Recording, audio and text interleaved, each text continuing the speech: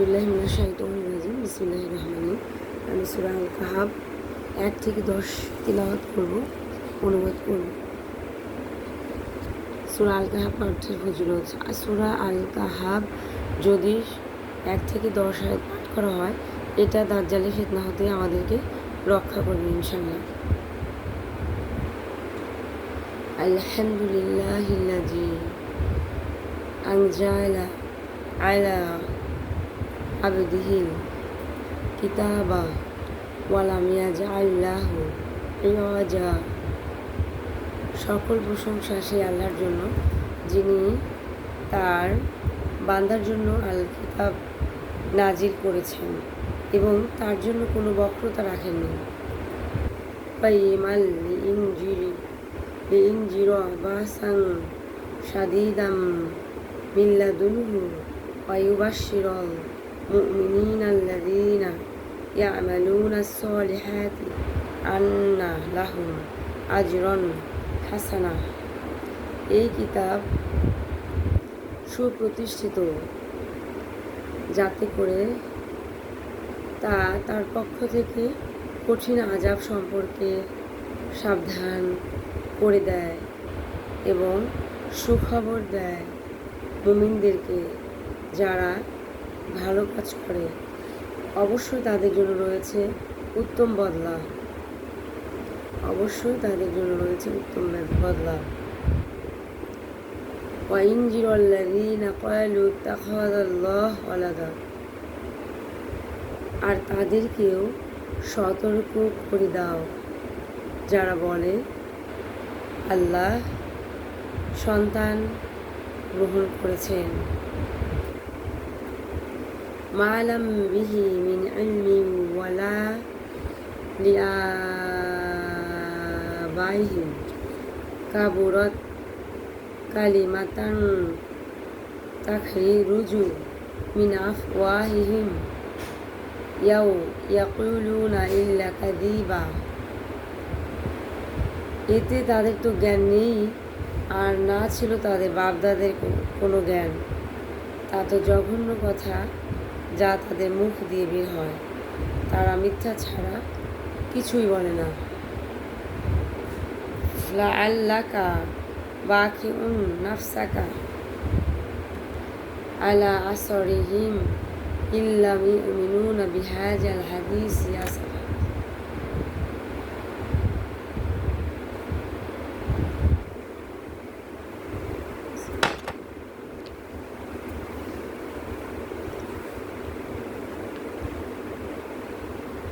আপনি তো সম্ভবত তাদের পিছনে আক্ষেপ করতে করতে আপনার নিজের জীবন শেষ হয়ে যাবে। তারা এই কথা ঈমান আনবে না।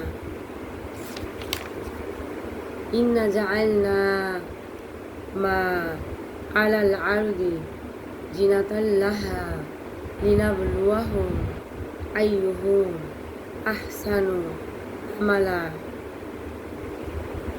আমি অবশ্য জমিনে যা আছে তাকে জমিনের সাজসজ্জার উপকরণ করে দিয়েছি, যেন আমি মানুষকে পরীক্ষা করতে পারি কে তাদের মধ্যে কাজে বেশি ভালো, কে তাদের মধ্যে উত্তম। ওয়াইন্নাল জাআলিউনা ওয়াইন্না লাজাইলুনা মা আলাইহা সাইদান জুরুজ। আপনি কি মনে করেন যে এই গুহাবাসীরা এবং রাকিমের অধিবাসীরা আমার নিদর্শন বলের মধ্যে অতি আশ্চর্য বিষয় ছিল? আম হাসিবতা আন্না আসহাবুল কাহফি ওয়ার রাকিমি কানু মিন আয়াতিনা আজাবা ইজাআওয়াল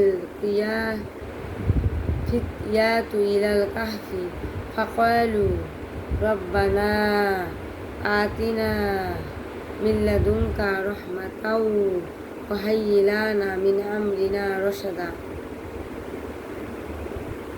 যখন কয়েকজন যুবক গুহাতে আশ্রয় নিল, তারা বলল, হে আমার প্রতিপালক, আমাদের সকল অবস্থা সঠিক করে দিন,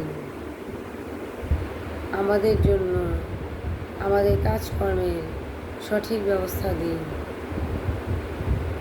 এটা হচ্ছে একটা দোয়া।